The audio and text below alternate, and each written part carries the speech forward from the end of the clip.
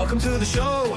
It's time to unwind with Dave B and Dave D, the best brews you'll find. Craft beer talk, it's a passion we share. From hops to malts, we're taking you there. This is Daftaboutcraft, where the good times flow. Sit back and relax, let the flavors glow. Brews, news, and views, we've got it all right.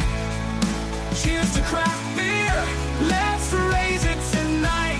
Daftaboutcraft, the craft beer podcast.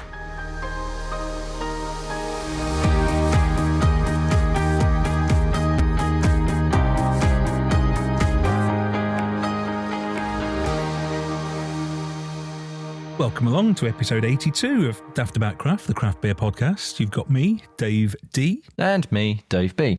We've got a packed programme for you as usual, all sorts of features and our interview this time, which is a really, really fascinating insight, Dave, isn't it? Yes, it's Tommy, who is Bralou Beer, which is down in Cornwall. But the kicker with Tommy is he's actually a published author as well, and he's released the latest book in what has essentially become a series about brewing and his experiences and sort of life in general.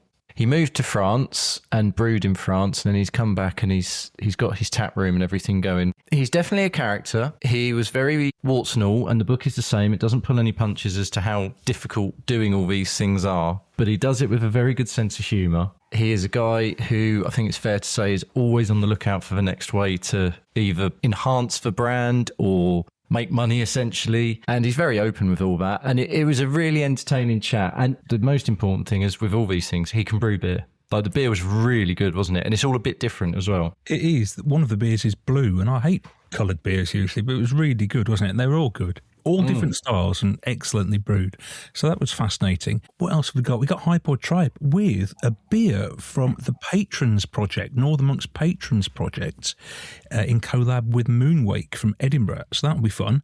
We've got Tried and Tested. We've got, there might be a top rant coming from me. Love a rant, as you know. We've also got Booze Bargains, and we'll kick off with Tried and Tested as we road test a beer from a brewery we haven't had before. What have you got and where are you going? It is so weird how this always works out like this, it feels like. I'm in Cornwall. The reason I'm in Cornwall is I have gone to Mine Brewing Co., who were established like so many people in COVID times in 2020, down in St Ives. Just happened to be a bit of random internet searching. They popped up at one point, got in touch with them, and they very kindly sent me some beers. I got 6 beers, and there's a nice variety in there. There was a strong IPA, there was a stronger stout, but we're recording in the middle of the afternoon, so I thought it was only right to have the session IPA, which is called Core.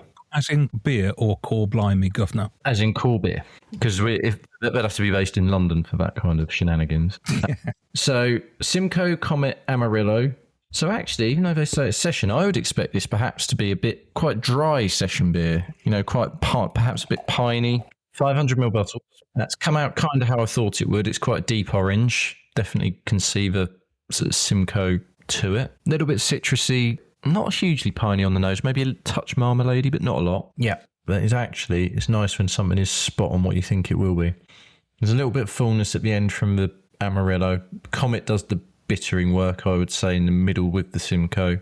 I think there's 2 ways you go with your session IPA, isn't there? You sort of make it quite citrusy, fruity, but light, or you make it a bit more biscuity, dry, but refreshing type, and that's the latter. Enjoyable? Absolutely. It's enjoyable. Excellent. Well, it's weird that you're pouring your beer out of a bottle, because I've also got a beer in a bottle. And that doesn't happen very often when we both got beers in bottles. There's usually cans involved. And a little bit of disclaimer here. The beer I'm about to try, I have had a tiny bit of it before. Just recently at a craft brew festival, there was a brewery there called Munyard from Louth in Lincolnshire, and I knew nothing about them, but they were there, so I had a little taster, really enjoyed it. So then I bought 4 bottles of their beers. But look at these bottles, Dave. They're the 330ml bottles, the ones I love. Look at that. Well, yes, they're 330, but you should probably put a picture up to go with it, because they're what I would class as a European style looking 330. Yes, those sort of more slimline bottles than we're used to here in the UK. Absolutely love them. So we got 4 of them. So I thought, right, I'm having all 4. And the one I've got here is called My Latest Crush. Nice It's weird, to see something from Lincolnshire. Well, yeah, there's not much over there. They've got a tap room and all sorts. They've been going since, well, they started the business in 2019. Then our old friend COVID intervened and ruined everything for a bit. Yeah, this was one of their first sort of beer festivals, really, that they did with Craft Brew in Derby. And I was impressed with them. I met it's a father and son setup. I met son Ollie, and he'd got lots to say, really interesting guy. And the beer, from the little taster I had, was good. This is poured out nice, lots of little bubbles sitting there on the top. So this is Crush and Citra. I guessed it might be Crush when you said the name of it. So I'm guessing, looking at what you've got in your glass there, what we between 4 and 5% pale. 4.5%, yes, spot on. It's a little lighter in the glass than it looks on screen there for you. This is more of a nice yellow colour, and it's so easy drinking. I had a little taster, like I said, but you can't always really judge how good a beer is when you're just having a taster, especially when you're drinking lots of other tasters at the same time. So it's nice to drink this on its own. I nearly bought the glass as well. I nearly bought 4 bottles and a glass, but I've got so many glasses here. It's getting ridiculous. Was it a European style glass as well? It was a pint glass, actually. I could let that go. If they'd got some sort of chalicey type glass to go to beers, that would have been I'd have struggled a bit more then, I think. It's ridiculous. I've got so many glasses. I keep getting told off for buying more, so I'm trying to rein it in a bit on the glass front. But this is good. This is really nice. Very sessionable. It's just a good hazy pale, a little bitterness at the end, fruity to start. It always surprises me when you find a brewery that you don't know anything about and they're making good beers, and they've been making them for a few years, yet they've somehow passed us by.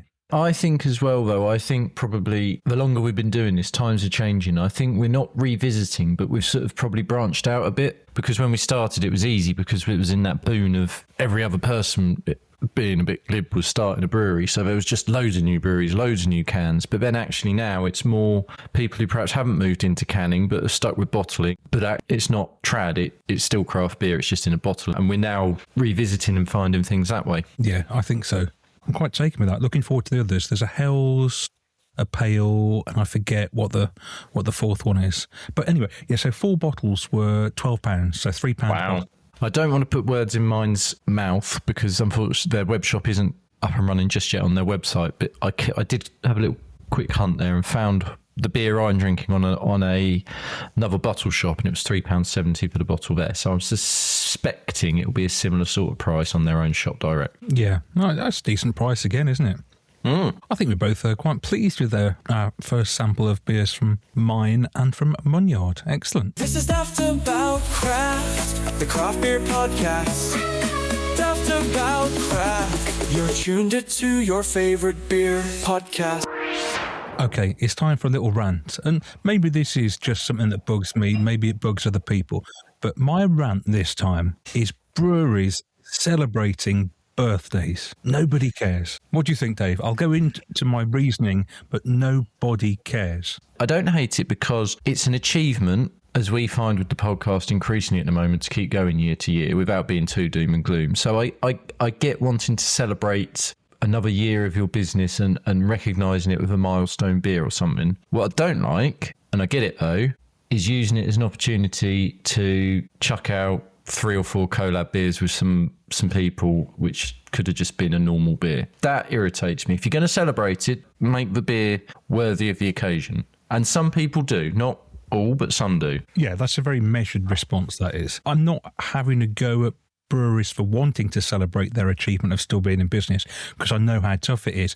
It's just that I just think, it's your 2nd birthday, it's your 3rd birthday, but you don't have to throw a party and big yourself up too much. Just carry on doing what you're doing. I was speaking to the guys at Cold Shelter from Wales recently, and they were 2, and they said, we were 2 just recently and we haven't celebrated it, but we didn't need to, and we've got too much going on. And I was also speaking to Silent Mill, and they were the same. They missed a recent birthday without doing anything. And I said to them, you don't need to, because just keep making nice beer. People will drink it. I'm sick of seeing beers, it's our 5th birthday beer, our 6th birthday. Just crack on with your business. Keep making the good beers, because milestones in any business are for the people running the business, not for the consumer. I think that's my point. I don't think that's unfair. As I say, I think if it's done right, it's a good thing. I haven't had any of the beers, but I know Radio City, previous guests, they turned 7. What did they do? 7 deadly sins, 7 beers. I quite like that. Now, I don't know if the beers are any good, but at least they've thought beyond just we're 7 years of beer. Yeah, those beers did look good, actually. I saw them, I thought, I wouldn't mind trying those. But okay, and that's slightly different, isn't it? They've done a spin on the 7 thing. That's different. I can let that one go. It's when you just, here's such and such a brewery with our 3rd birthday beers. 12 months later, our 4th birthday beers. Milestones, 5 years, 10 years, 15 years, 30, whatever. But I don't think people are interested in 3rd and 4th birthdays. It's like people, isn't it? People are only really interested in landmark birthdays, 18, 21, 40, 60. We don't need to celebrate everything. But cast your mind back to when you were 5, and then you were 5 3/4, and then you were 5 9/10. So that's a big deal. I'm not saying breweries are infants, but they are kind of in some ways. Please don't give brewers any more reason to celebrate and their 5.5 birthday if we don't watch it. But no, I'm not being a stick in the mud. I just think, we don't need to celebrate every single milestone. Daftaboutcraft. We've never had a brewer on before who is also an author, and not just an author of 1 book, but an author of 3 books. So we are delighted to welcome Tommy from Brazilou, and also the author of Something Brewing in Cornwall. Hello. Hello. Nice to meet you guys. Thank you very much for joining us. Yeah, thanks for having me. You don't get many brewers who write books as well. They're usually too busy making beer to write books. That would explain a lot about my beers, actually.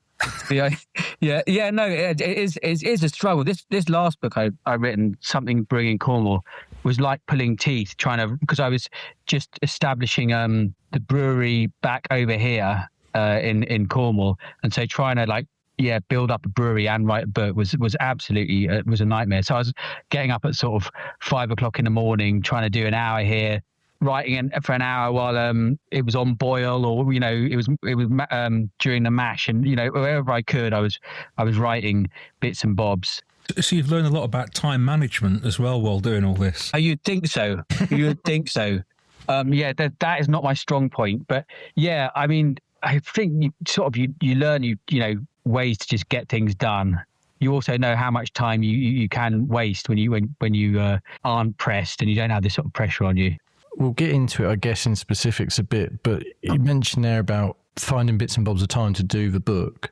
I'm about a quarter of the way through the book, and I haven't read your other books, but knowing that you also are a brewer, it feels like you need to do both, because you can't do one without the other. And the writing, it feels like to me so far, is very cathartic to help you be able to not only do the brewing, but also talk through a lot of other issues as well. Yeah, 100%. 100%. Yeah, I don't set out to write as a sort of a form of therapy, but it definitely is.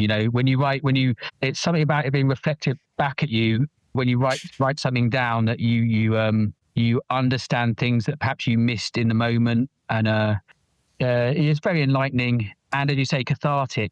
So definitely writing and brewing for me, go hand in hand. Also because I realised in the first book which was about setting a brewery up in France, the worse the brewery went, the funnier the book would be.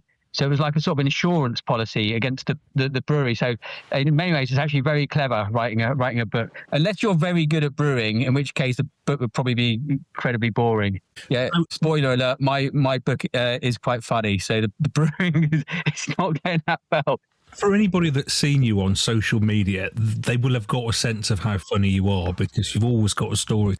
And your books are about your journey. They're not novels. This is your life you're talking about here. And you touched on it there. You started off your brewing career in France, and then you had to move back over here because of COVID, which in itself is a bit of a challenge. Yeah, absolutely. I mean, what we did basically, we in 2015 it was, we moved. My wife and I were in an office in London.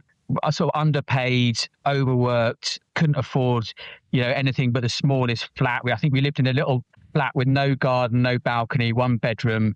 The kitchen was the dining room, was the toilet. The flats we could afford were getting smaller and smaller. We had this opportunity to move to France, take voluntary redundancy and move to France and start a new life.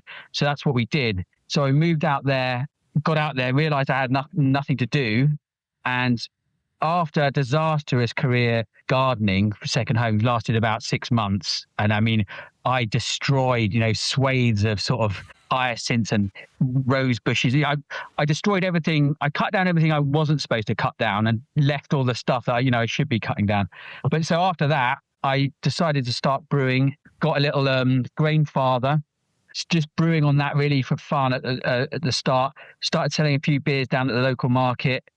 Learned on the job. I was listening to podcasts, reading books, learning as I went, and then I got a bigger 2.5 barrel 400 litre brewery and started brewing on that, and then that became my job. Yeah, that's how it sort of all began. So when you went to France, you didn't really know what you were going to do there? My plan was to write a best-selling comedy murder mystery novel, and I did write it, and I sent it to every agent in England, and they all, as one, said it was rubbish. Like they all, I mean, literally all of them. I think some of them, I changed the title and sent it back to them just in case, but they all decided it was rubbish. So that, then the gardening, and I had a keen interest in drinking beer, and I was just sort of becoming aware of craft beer before we left, and I go really into that. I love tasting all my favorite. I still remember getting a smoked bock beer on my way home from work once, which blew my mind. And so I was trying all these, any beer I could find before, but I wasn't really interested in brewing it until I got to France. So I got to France, and then just learn on the job. You touched on that smoked bock. I've just opened your smoky winter hells. We'll talk about that It's smoky. It is. No, you've got a fan there, because Schlenkela's Rausch beer for me is one of my top 5 beers, so I'm very happy at the moment. But we'll get to that in due course. But as you say, you didn't necessarily know what you were doing out in France, but then when you came back to England, you've done what a lot of people do the other way around. You went to a massive brewery and sort of cut your teeth, and then went back to brewing yourself. The way you talk about St Austell is really interesting. Like it's a very quick look behind the scenes, but it's a really in-depth look, it felt like. We moved back, partly because I got a job at St Austell. St Austell is my favourite brewery of the I mean, what would you say, medium-sized breweries, and above. That is my favourite brewery. And they make my favourite beer, which is Big Job. So when we were looking to move back, I saw there was a job going at the brewery, and I applied for it, and I got the job as I think brewer's apprentice it was, I think, but then they just changed it to like junior brewer. I was there for 6 months. I lasted, and it had just an enormous effect on me, profound effect on me, sort of the way I see myself, the way I learned loads about brewing, and met some wonderful people. It was really interesting, but ultimately not a success for me. I struggled largely with the shifts. It changed. It was sort of, so it was like three-week shifts. So you'd be earlys, lates, and nights. And I think I'm too old to start doing nights. It completely threw me. And I really struggled with the responsibility of having, I can't remember the size of their DPVs, but like vast DPDs, and knowing, so vast fermenters, knowing that one wrong move can ruin all this beer, and that sort of haunted me.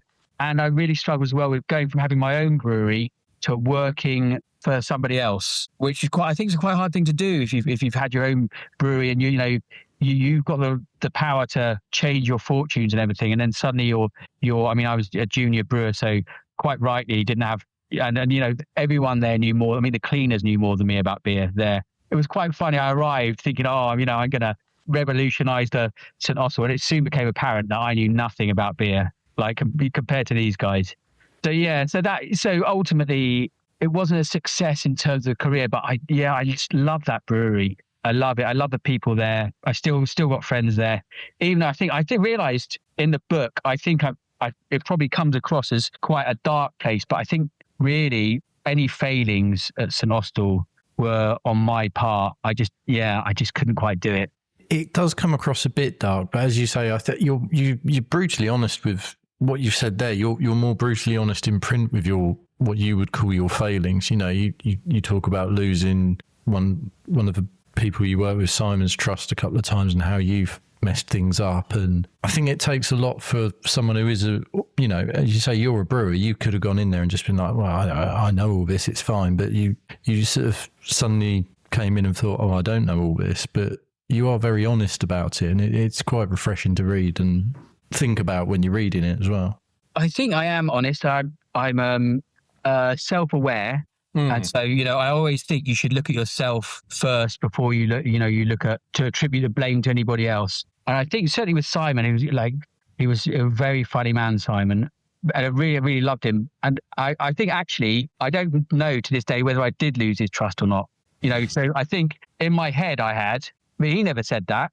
He was always very nice to me and always supportive of me. So I wonder whether that was, the paranoia. I think at the time I was really under pressure. We'd moved back from France and that was difficult for me. I didn't realize how difficult that would be to let go of the brewery because it'd taken a long time to build the brewery up. And we were just starting to make some half decent beer and start to, not really make money, but start to, break even with the brewery. And then we tore it all down and came back. And I sort of thought at the time, well, that's fine. I'll just start again. Not a problem. But I didn't realize actually you can't do that. And I think that the older you get as well, the harder it is to do that. You sort of, things cling to you a lot more.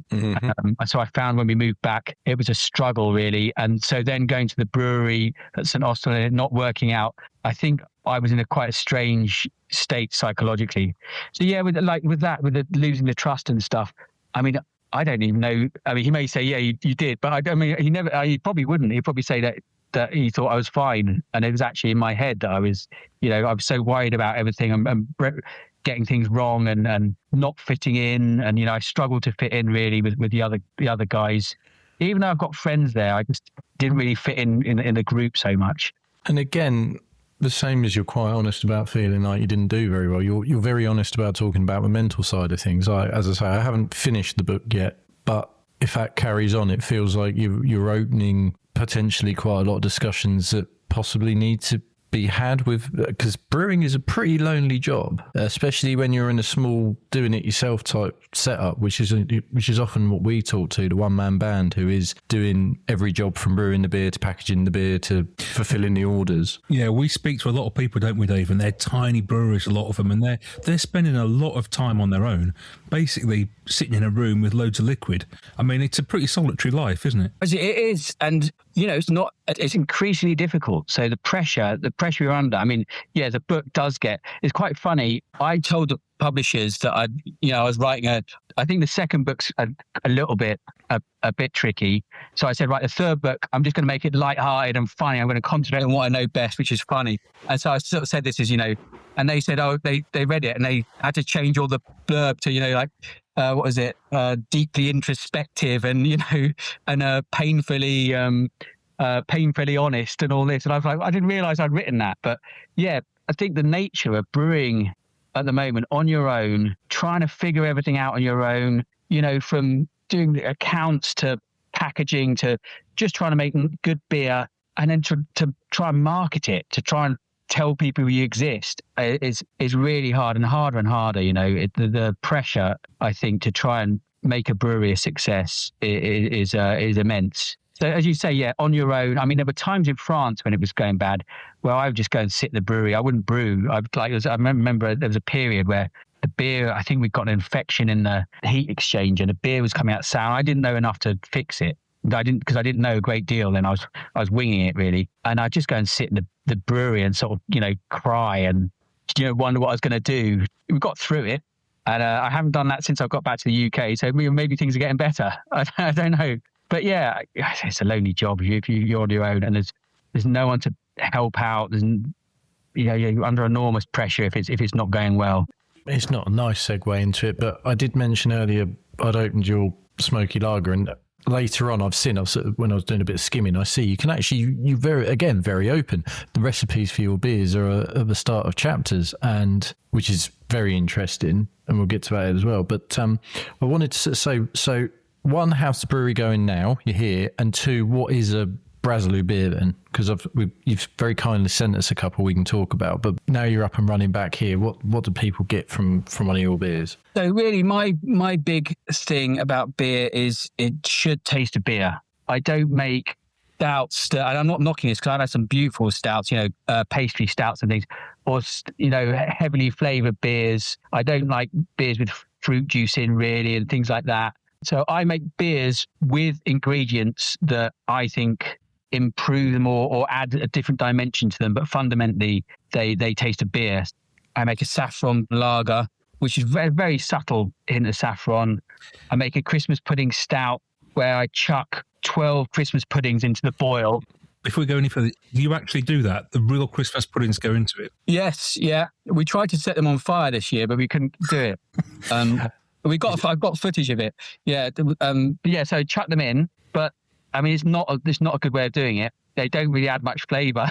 I was going to go on to say that they probably add a bit of body to it, but not much in the way of flavour. Yeah, you get a bit of raisin from it, and maybe a hint of spice, maybe from it, but you also get fat and things like that. So you have to try and skim the fat off. But that's how I brew really. I don't get too into the clever stuff. I like to do most of my flavour additions and things in the boil. I don't start messing around in the fermenter much, apart from dry hopping. We're French, European influence, because when I moved to France and learned to brew, I was initially trying to brew a Big Job sort of style beer.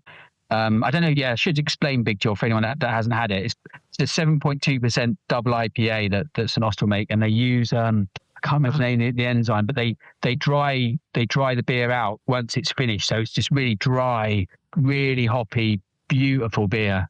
It's like a brut IPA, but before people were making brut IPAs, it's a very amazing beer. So I started off trying to make that, but then we were in rural France. No one was really interested in that. So I started making like Belgian beers because they're heavily influenced by Belgian beers. They like lagers and things like this. This is rural France, I should say. I think, and this was 10 years ago. I think things have changed a lot now. But back then, those were the beers. So we're influenced by those sort of beers. I make a Saison, a Belgian style Saison, a strong Belgian ale, which I think is probably our best beer. It's like 7.5%. Le Chouffe sort of style, that sort of beer. And then we make the world's first non-hazy IPA as well, which is a sort of hazy-ish IPA but with some French hops in it, as well as sort of the classic sort of Citra, and I use Allura as well, which is a really nice hop. And it was supposed to be hazy, but it kept dropping clear. So then in the end, instead of trying to make it hazy, I just got new labels on it. They said the world's first non-hazy IPA. And then I brewed it again and it stayed hazy. So then I had to get more labels printed with a caveat on the back, like an asterisk, may actually be hazy. So now I've covered all possibilities for this beer. That's probably a pretty good insight into the brewery, actually. I've just opened one of your beers and I poured it into the glass. Now, I didn't really look at the can before I opened it, and it's the blue beer. That's what I'm drinking. Yeah. Surfing beer. I didn't know it was going to be like that. And when I poured it out, I thought maybe there was something wrong with it. Then I looked at the can and thought, what? I didn't expect you to make a beer like that. Yeah. One of the things about me is I just can't stop doing things like that. So this beer was supposed to be, I needed like a low ABV session ale. And I've been guilty in the past of, shameless gimmicks. So I thought I'll just make a really stripped back, well-balanced session ale. And then I decided to dye it blue, because I couldn't help myself, you know what I mean? So I used blue spirulina extract. So it's like a natural blue that they extract from spirulina. And then because I thought, well, I'll call it surfing beer. I'll make it look like the sea. It does. And we're by the sea in Cornwall, so, and it does actually sell very well. But the first time I made it, I don't know what batch you've got, but the first batch I made, I added too much of the blue spirulina and it came out like Domestos, like a dark chemical blue. So I know what you mean. It's maybe a bit, perhaps a bit sort of modern, but it is quite up my street, a shameless gimmick. So for people who want to read your life story through your books, should they buy all the books or the latest one? What's the best way to do it? You can read this one stands on its own, I believe. So you could, but it would make more sense to start from the beginning. You'd get to know the characters in it probably a bit more, because it's the same. I mean, it's mostly about my dog, to be honest. Bert, yeah. But see, I want to learn more about him because I haven't read the others. So, I think you could do either. It stands alone, or but I suspect you'd want to read the others as well if you enjoyed it. Say no, you would. No, I think because the sort of first chapter or two is quite a whistle-stop tour of what you've almost sort of talked about there, of how you got to the point of coming back and starting at St. Austell. But actually, I'd quite like to know all about the other bits. So it's the perfect upsell. Like, it's a good way of covering it so the book stands alone, but you do want to go back and read the other ones now. Yeah, then so much happens in those other ones as well. And I mean, in the first book especially, there's a sort of a different. It's about leaving a safe job in the end, and just doing something completely. Well, people sometimes say, "Oh, you're very brave to just leave your work and go to France." You didn't really speak French, didn't know how to brew. But I think if you knew all the risk and then did it, that would be brave. But if you just didn't think about it like I did and just did it, there's probably a different word for that. So I don't know. Yeah, I think it's worth it. The first book especially is very interesting, I would say. I mean, I think they're all good. I think this book I've just written is probably, in terms of writing, the best writing I've done. But then in the first book, so much happens, that's very interesting as well. And also the second book's all right. So, The honesty is fantastic, isn't it? We love that. With your beers, are you big in Cornwall or are you small in Cornwall? Because I live in Staffordshire, Dave lives in Suffolk. We don't see your beers. The only way we've got your beers is because they were sent to us in the post. We don't see them. We don't know anything about them. Are you just big in Cornwall? We're certainly not big. Very small. You're just in Cornwall. Yeah, we're in Cornwall. Yeah, very small in Cornwall. Because I'm a one-man band. I don't make much beer. We've just opened a beer cafe, so I'm trying to sell much more beer directly if I can, just out of the beer cafe. Because where don't really need to explain it, but it makes a lot more sense, doesn't it, to bit direct.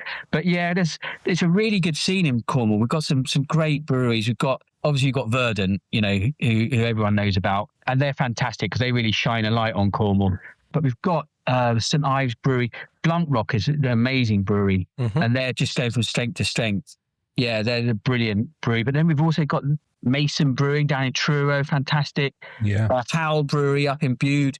There's loads of Pipeline, Black Flag. There's loads and loads of breweries down here. All they're fantastic. They're all doing really, really good stuff. And it's a really good scene here.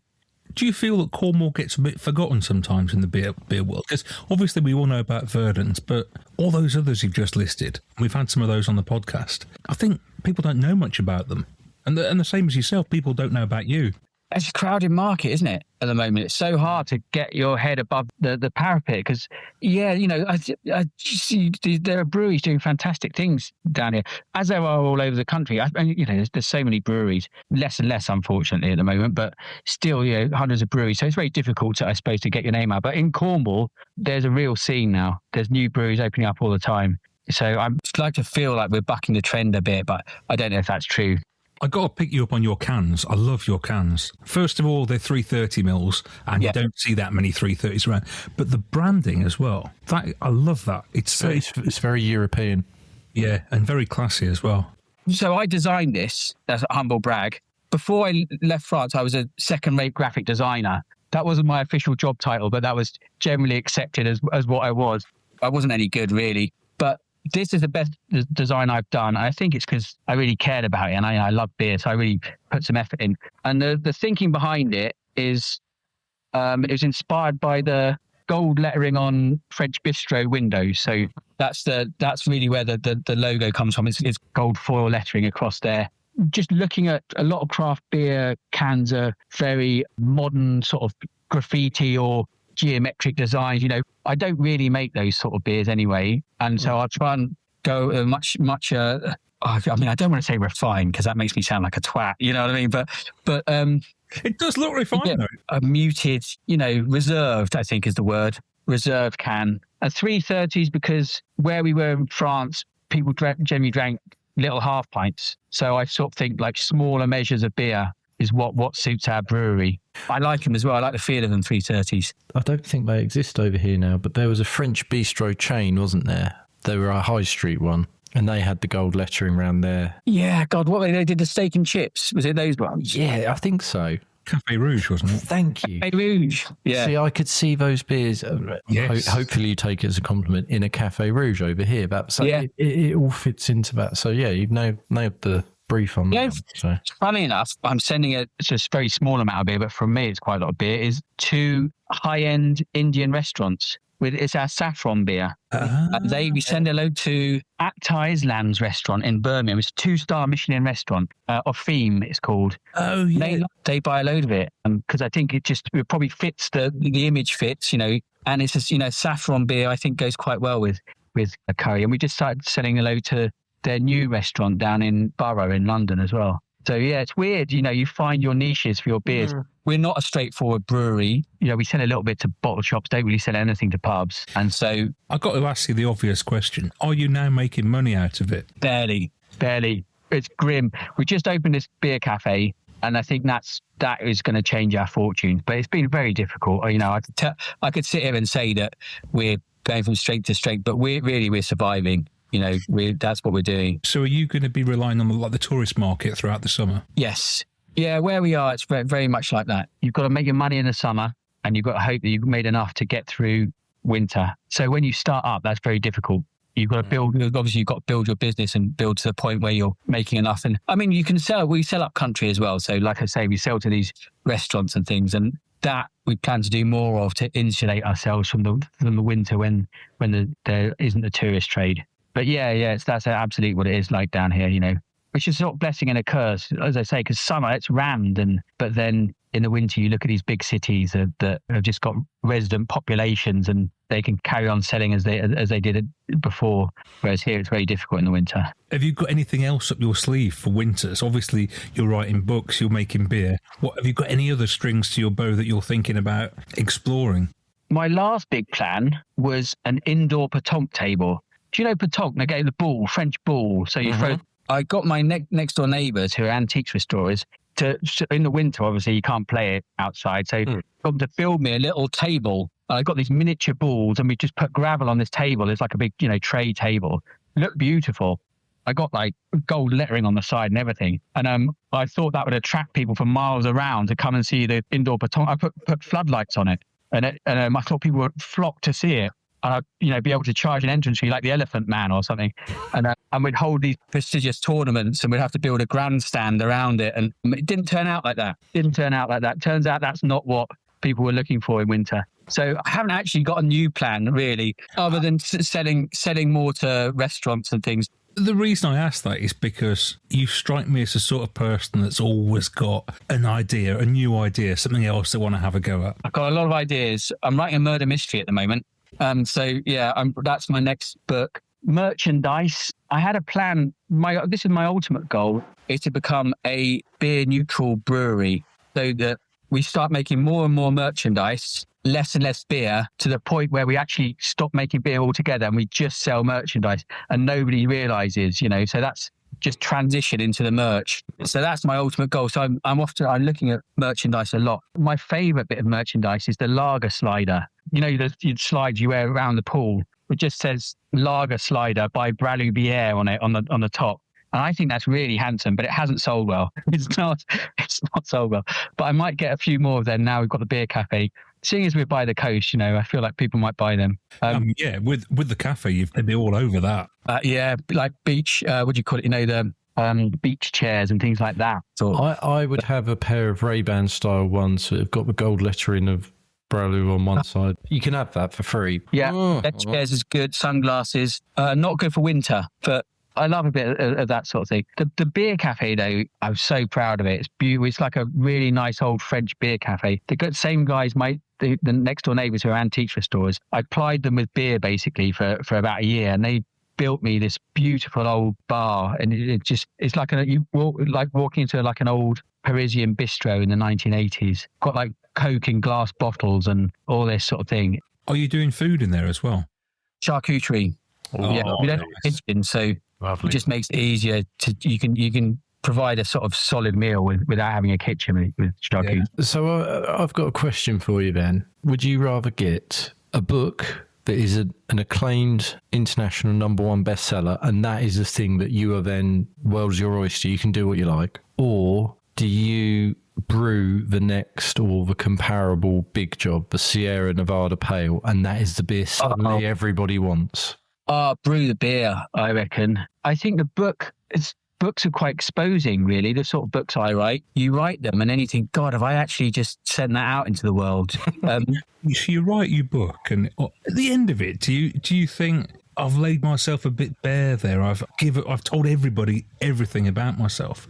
I normally realise that too late. Well, yeah. Yeah, as it's being published, as it's being printed. Yeah, I'm like, oh my God. No, I'm not that bothered, actually, really. I think it's good to be honest. People seem to think things are much worse than they actually are. I don't know if I over exaggerate or maybe things are that bad, but when you're in it, it's not as bad as perhaps it sounds. Sorry, I'm just pouring out another beer. Yeah, actually, well, so I've just moved on, but I would like to go back to the Winter Hells because, as you said, it is very smoky. And I love smoked beers. I have managed to get Dave into them eventually because I sort of came into craft via European beers. And just interested to know what the sort of influence and everything was with this, because it's a really nice smoked beer. It's so nice to know that there is a smoked beer like this available in the UK, because I love Schlenkerla and I'll always buy it when it's quite easily available now. So I wanted to make a smoked beer because of this beer that I just remember for this smoked bottle. I couldn't tell you who made it, but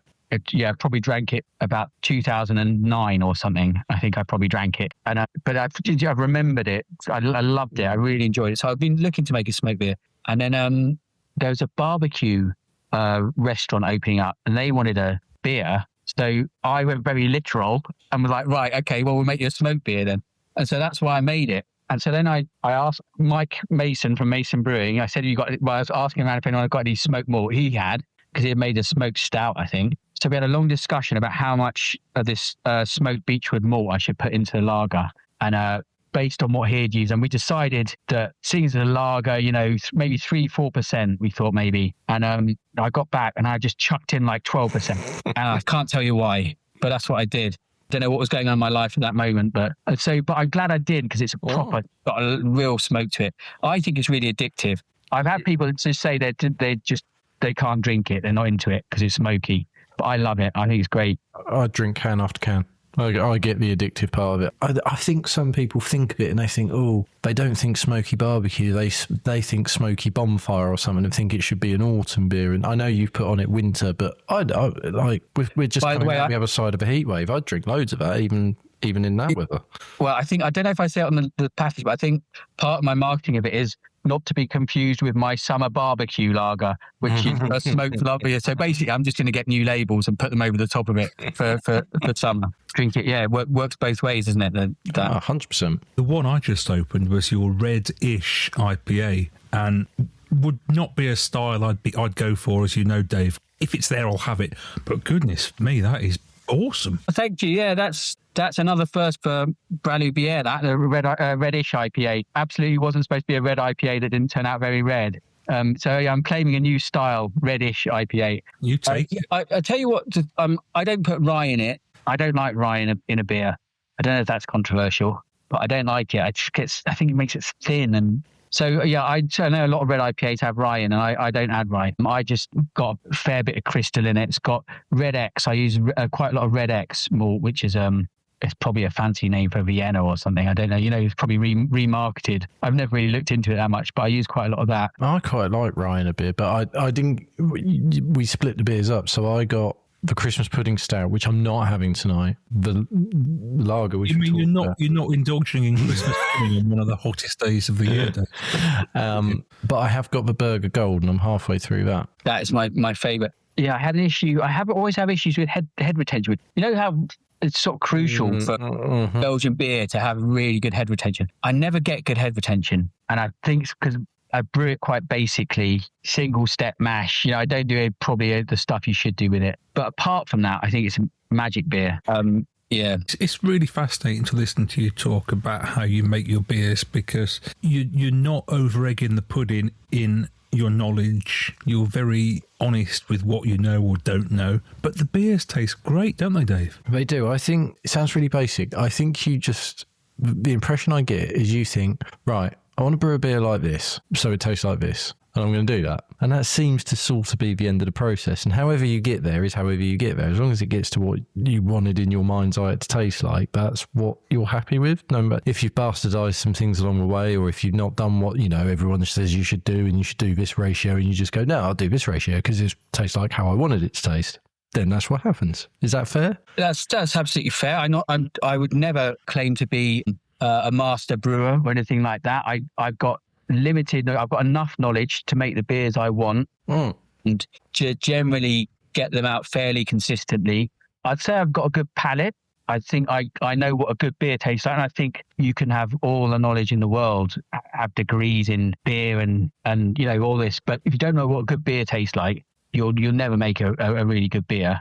I would say that I don't have all the knowledge to back it up. So, I think the perfect brewer's got both, haven't they? They've got that, and they also know what a good beer tastes like. My impression is you don't like to sing your own praises, but do you think if you learn how to sing your own praises, you could do even better? Maybe, but it's not in me, really, that. Always been self-deprecating. I think it's that sort of get the blow in before they can sort of thing. So, yeah, I've always been that, and I always think it's funny. I think you've got to laugh at yourself. I think people that don't laugh at themselves and take themselves very seriously are really missing out. I'm too old, I think, to change that. I wanted to ask you earlier, how old are you? Because we haven't. 48. Yeah, I came to brewing late. Started brewing in 2016. I think been brewing 10 years now. Like I say, mostly on my own. 6 months at St Austell, which was probably, in terms of knowledge, the equivalent of the rest of the time. But I did my general certificate as well, brewing certificate. Then as well. So I learned a lot from that. That sort of formalised study as well was good. It's interesting, Dave, isn't it? Because we get people on the podcast and we always want people to talk to us honestly. And sometimes that happens. But sometimes you feel as though you can't scratch beneath the surface with some people. But I do feel as though you're telling us everything there is to tell about your character, your business, and your whole story, really. I think I've come to terms with myself, so I'm happy to talk about it. I don't think where we all have layers of ego, even if you don't think you do so. But generally speaking, I think I've come to terms with who I am and what I'm doing and stuff. So, yeah, I'm fairly open. Where would you like to be now in 5 years' time? Dave normally asks this question, but do you have more books in you? Is there more things? Or I suppose if the brewing journey continues, it might lend itself. But where would you like the brewery to be as well? Sold out to Heineken, really. What I would like is to now just have a small brewery and beer cafe which gets enough beer out. Don't have to work too hard, and can have a sort of comfortable life. I don't think I'll write another sort of memoir style book. I'll finish off this murder mystery, but I finished the murder mystery and realised I'd only written like 8,000 words, and it's got to be sort of 70,000 words minimum. So yeah, they're really hard to write. Yeah, what I really would like is just a sustainable little beer cafe and brew small amounts of beer, but interesting beers. So the beer cafe, where is it and how often is it open? It's just outside Weybridge on the A39 in the Hawksfield Artisan Village, and we're open currently Wednesday to Sunday. We're open till 7 and then 9 o'clock Fridays and Saturdays. And if we come down there, are you going to be there? I'll be there, yeah. I've got nobody else. Nobody else in their right mind would be working there, so it's going to be me, yeah. So you're always there? Yeah, at the moment. Well, I'm planning to get staff, so we've just got it off the ground, so a bit of going, and I'll get some people in to help, but yeah. My impression is that you tell stories to your punters. Please tell me you do that. No, absolutely. I ignore them. What I do is, because it's a French beer cafe, I try and have a very sort of arrogant Parisian waiter feel to the whole thing. They're almost an inconvenience for being there. Yeah, exactly. Yeah, I just read my newspaper and ignore them for like 5 minutes until they get irate. I suppose so. People are interested. I blather on. There's nothing worse than going to a beer venue and then not enjoying it when you're there. You want to interact with the people. If the man who makes the beer is there selling the beer, you want to interact with that person and find out all about it. It's a very strange thing. So my son is coming up to be 3, and we go to cafes and we go to beer cafes, which is what an all-encompassing term is for pub. But actually, a beer cafe which you have, there are very few in the UK, if any others, really. Whereas obviously on the continent they are more prevalent. Now, I would like to take into more beer cafes because, as you say, if Dave says there's stories and there's more of an atmosphere and things like that, that's actually what I would prefer rather than, unfortunately, what she gets subjected to sometimes, which is being taken to an industrial estate and a tap room. So. Yeah, this place, it's tiny. It's basically a shed. You go inside it, and like I said, it's transformed. It's got this vast bar. I mean, a psychoanalyst would have a field day because this huge sort of horseshoe-shaped bar coming out the middle with just me in the middle. So you can't ignore me. Like, it's awful, really. If you look into it, it's absolutely awful. And but it's for some reason, it works quite well in this room. It's got this great big glittery bar and then just sort of, French seating, like French bistro seating around the outside and a few stools and a coffee machine that doesn't work, which I think is clever. Mm-hmm. So draw them in with the coffee, with the promise of coffee, and then once they're in, you tell them, well, you can't have a coffee, so you'll have to have a beer, which rarely works. But I am planning on getting the coffee machine working, actually. It may never work. If this situation arose, would you ever go back to France? I don't think I would. No, I don't, and the family wouldn't. I don't want to go. We're too settled here. I loved it. I got a lot of friends there. But I think it would be hard to go back, really. I've been back a couple of times when we were clearing the house out and visiting friends. I found it very difficult. Right. When I was young, I thought I was bulletproof and, go do this, drop that life, do this and stuff. But as you get older, it becomes much more difficult. And these things have much more meaning. So, yeah, which is so weirdly that somehow translates to me not being able to go back, even though I liked so much. I think it would just, yeah. Yeah, you've done it, haven't you? You've done it, and now yeah, exactly. Well, I think that's probably a nice way to end it. So I think it's therefore worth giving you, which I think you will take with license, the platform to plug both the book and the beer cafe and the web shop. So if people want to get hold of your beer or read your book, how can they do so? We've got a website. It's Braslou Bière. It's a silent S. So I'm saying Braslou Bière. It's Braslou Bière. For all intents and purposes, I've gone on a massive tangent already. Yeah, it's Braslou Bière is our website.com. So you can buy all our beers and books there. The book, it's really good. You should definitely get it. If you want to learn how to brew beer, it tells you everything you shouldn't do. So if you do the opposite of that, you would be learning how to brew beer. The Beer Cafe, once you've read the book, you can come and witness the true horror of Braslou Bière in person at the Beer Cafe, which is, as I say, outside Weybridge in Cornwall, North Cornwall. And follow us on Instagram. That's where I announce everything. BRASLOU BIERE. And if you're having to spell out your brand name, you've done something very badly wrong. If people listening to this now buy the book and then come to the cafe, will you sign the book for them as well? Yeah, I will. I should say I'm the only author who lowers the value of the book when they sign it. So I will do that if you want. Daftaboutcraft, powered by Craft Brew Festival. Nationwide beer festivals with the difference.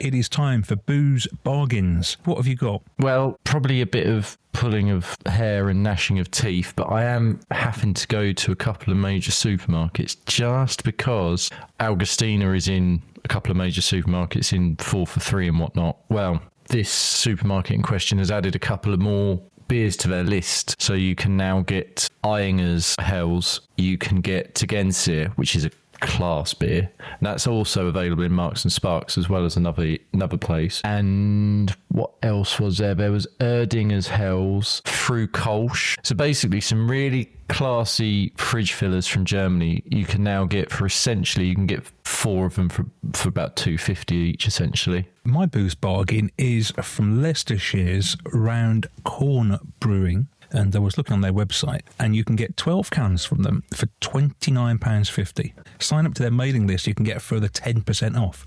And it's the European Beer Challenge Celebration Box. 12 cans for under 30 quid's pretty good, whatever, but these beers do look interesting as well. There's their lager, which has won a gold award, a hazy session, Pacific Pale, Super Session Pale, Keller Pils, and another pale, and 2 of each. So 12 cans, £29.50. If I remember rightly, they are good beers as well.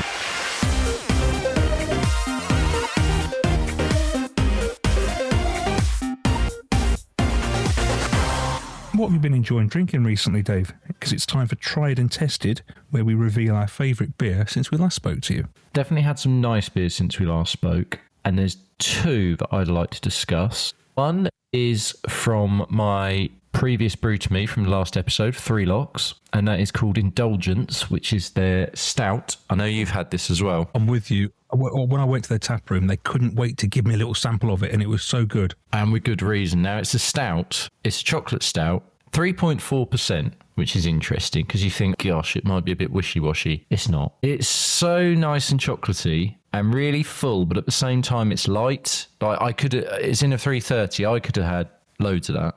It was really, really good beer. Really enjoyable, really different, and just interesting to see what can be done on a lower ABV on a dark beer like that. I really enjoyed that. But I think pipping it to a post is a beer from a brewery that we do not discuss very often, and that is Left-Handed Giant, and it is called PVA, Pretty Viscous Ale. And I got this thanks to long-standing friend of the show, Andy at Hops at Home. Placed a nice order with him. He's got 10% summer sale on at the moment off everything. And I do mean everything, because at the time of when I ordered, he still had a couple of the Trillium cans in there, and I got 10% off a Trillium can, which you can't say every day. And this beer, so Pretty Viscous, absolutely exactly what it says it's going to be. This was really thick, and it was sticky, and it was fruity. It weighs in at, I think it's 8%. It is a dipper, which I don't know if they're having a little bit of a resurgence, because having not been around for ages, it feels like there's now dippers I want to try again. And this has got Nelson Sauvin in it, Nectaron Crush, Amarillo, Citra, loads of porridge. It just exactly what it says it's going to be. Big, thick, sticky, fruity beer. Is this the beer they release every year? I seem to remember them releasing it previously, and there'd been a lot of talk about it. I would say, judged on how many reviews it has overall, yes, this is not the first time it's been released. First time I've ever had it, but definitely not the first time it's come out. Yeah, you're right. We don't talk about Left-Handed Giant much, to be honest, and they do some great beers. My favourite beer, actually, I've got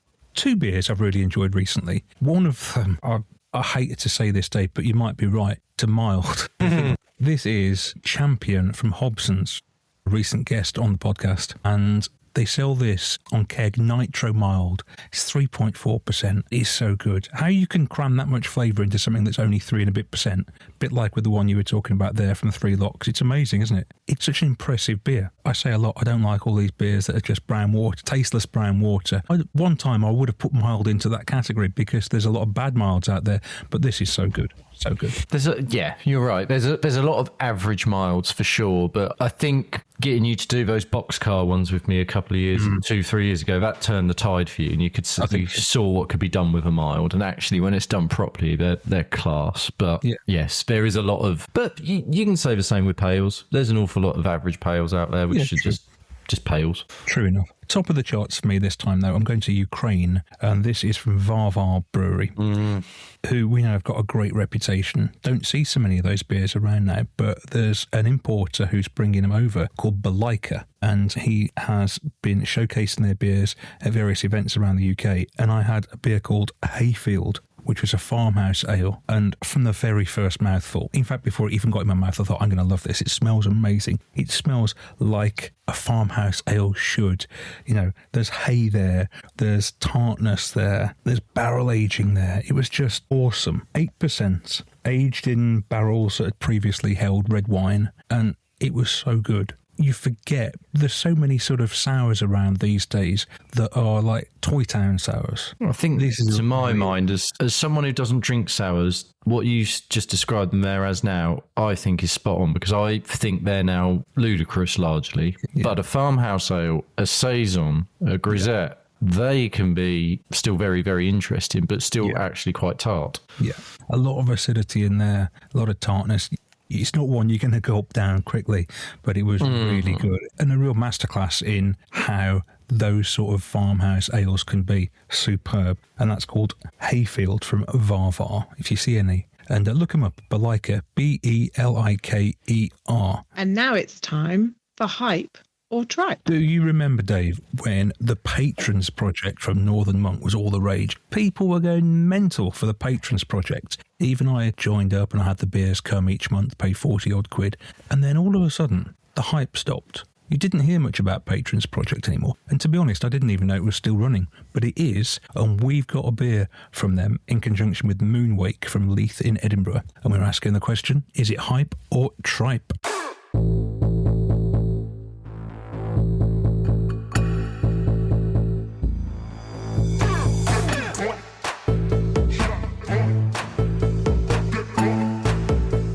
First things first, Dave. Yes. Don't you just love being able to peel off that label on the can? This is one of the simplest things that I really miss, because in my garden as is. The bar that lived in the garage at the old house has gone outside, and because my dad built it, it will withstand a hurricane.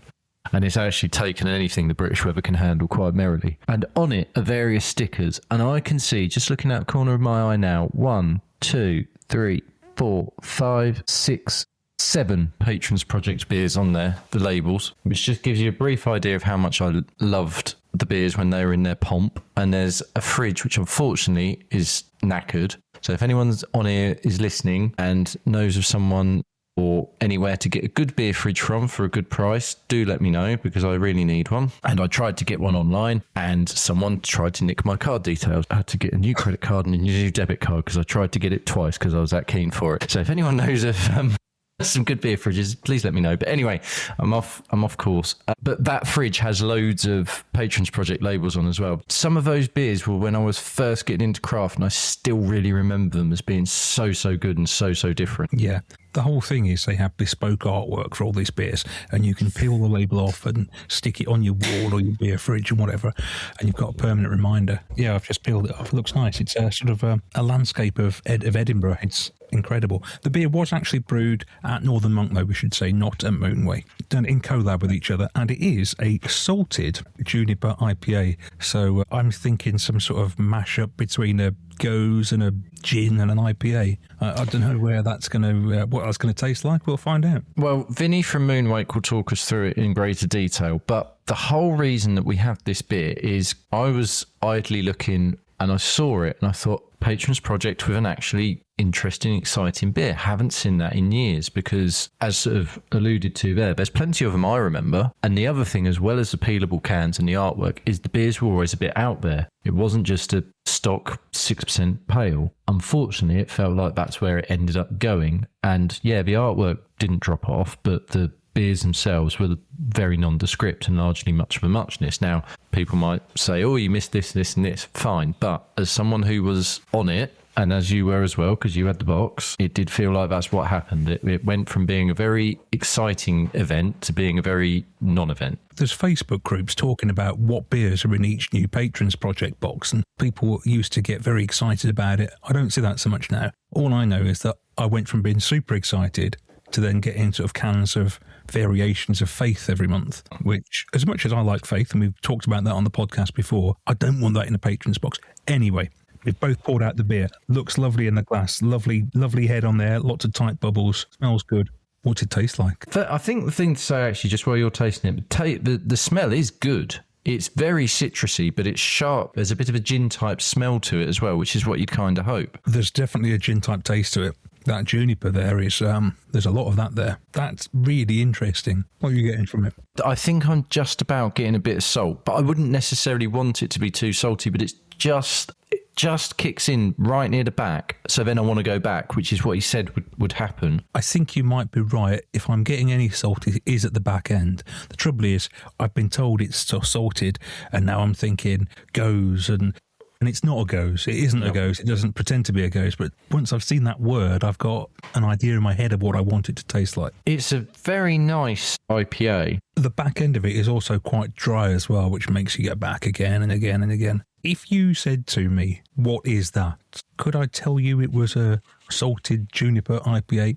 I think not. I don't think many people could. But knowing that it is, I can definitely see that that's juniper and that corresponds to a gin. And obviously it's an IPA. It's just the salt that I'm struggling with. I'm not getting a huge amount of salt. I can get the other stuff. Whereas I can get the salt bit of it, and I do get a bit of the juniper. I'm a notoriously bad gin drinker.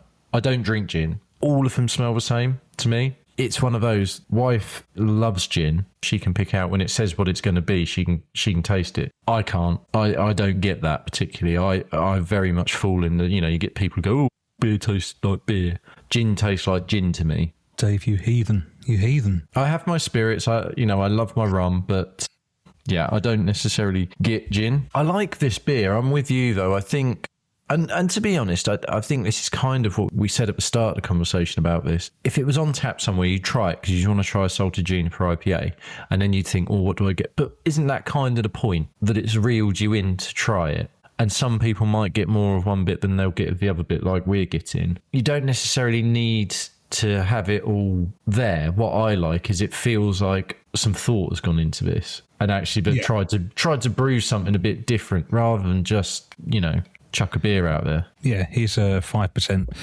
pale stroke IPA made with 2 breweries. Let's listen to Vinny now, and he can tell us a bit more about it all. Hi, I'm Vinny from Moonwake, and this is the Salted Juniper IPA, a collaboration beer we made with Northern Monk down in Leeds. Eloise, who's the quality manager there, came up with this recipe, keeping in mind the Scottish environment and drink culture, mainly Moonwake's relationship to the water of Leith at the shore, and Scotland's relation to the numerous gin distilleries. And what we get is juniper berries laid in a lightly salted, mineral-forward water base. And to complement this, we've added Luminoso and Meridian hops, chosen for their botanicals and citrus notes. And that's exactly what you get. A really nice juniper dryness on the front, you get that salty mineralness coming through, and the citry finish that keeps you going back for another set. What made this project even better is that it wasn't just a collaboration between us and Northern Monk. It was also one as part of their Patreon project done by artist Dan Mumford, who's worked with loads of cool brands over the years, and always develops really cool, exciting imagery that reaches a wide array of new audiences. Moreover, this ties in really well with our own artist series, where we get to work with up-and-coming local artists, help them promote their brands, and we get really cool beer designs and stuff out of it. And it's amazing seeing a brewery and an artist at the different end of the scale doing it. One of the cornerstones of Moonwake is that we've always believed there's a beer out there for everyone. So bringing community in different ways and reaching new groups of people, like gin drinkers, people in the art world, and people from Leeds, it's an amazing way to sort of meet new people, have new beers, and hopefully promote a very different type of beer you may not have tried before. We're an independent brewery formed in 2021, down by the shore in Leith in Edinburgh. We have a 35 hectolitre brew kit, which we can make just about any beers on, but due to its steam-jacketed mash tun, where we can step mash everything, we specialise in lagers, and are best known for our Leith Hallis lager. And can also do things a little bit mental, like the wheat beers, where we do 6 different steps starting at 45 degrees right up to 76. We have a mezzanine tap room, which is really cool because it overlooks the brewery, where you can see the 35 hectolitre kit that's always shiny, and you can come try a wide assortment of beers. We have 16 taps available and drink all the beers straight from the source. Thanks a lot, Vinny. Very interesting run through the beer and also Moonwake. I've been to the tap room and I concur the mezzanine part of the tap room where you look down on the brewery is awesome. And if you're there at night, it's all lit up with LEDs. Looks fantastic. That does sound class. It's impressive. There were 16 beers. I liked as well the fact of what he was saying about with the wheat beers and everything as well. That was appealing. And I've had Moonwake from time to time and always enjoyed it. This beer, I don't know about yours, mine's changing a little bit as it's being left out a bit longer. It's getting more, I think it's getting slightly more botanical, which is what you want. And they've used the hops in question to sort of represent the botanicals. And I'm getting that. What I'm really pleased I'm not getting, and it's a criticism, unfortunately, I do lay at the door of Northern Monk, is its sweetness. I feel like they brew very sweet beers overall nowadays, which is a real shame because they didn't used to. And it is just my personal taste talking. This isn't, and I like that for that. I was just distracted then, Dave, for a minute, because I was just reading on the back of the can that if you take the peel-off label to the hanging bat in Edinburgh, you get a free glass. You get a free Northern Monk Harmony glass. It's a long way to go, Edinburgh, but... I was going to say, it's a long way for a free glass, but if it coincided with a trip, I mean, you've got 2 cans of this. Well, if we're in the area, I might just do that. I'll tell you what I like about this beer is really, it seems to be a return to something interesting for the Patrons project. That's what I take away from this, as well as the other stuff we've talked about. It feels like Moonwake were very much an active part of this collab. We've talked about collabs before and how it feels sometimes like the brewery's name is on the can, but that's about it. The beer itself has just been brewed wherever it's been brewed, and that's it. This feels like a genuine collab, I think. Yeah, absolutely. You can see the influences, can't you? So is it hype or is it tripe? Always tricky when it's like that. Not tripe. That's an easy thing to say. Not tripe. Is it hype? Is it an amazing beer I would want loads of? No. Is it a good beer? Yes. And has it got me interested in the Patrons project a bit more? Yes. Has it got me interested in Moonwake? Yes, because I already liked them anyway. So in that sense, I guess, yeah, it probably is hype. I think I concur with all of that. I wouldn't be opposed to logging on to Moonwake's website and having a little look at what they've got, to be honest, with a view to putting in an order. Daftaboutcraft. Well, that is just about all for episode 82 of Daftaboutcraft. Thank you so much for listening. Hope you've enjoyed what you've heard. We'll be back in a few more weeks when our main interview will be with head brewer and director of Re-Raw Brewing from Ireland. So we'll see you then with that interview and much more. Daftaboutcraft, the craft beer podcast.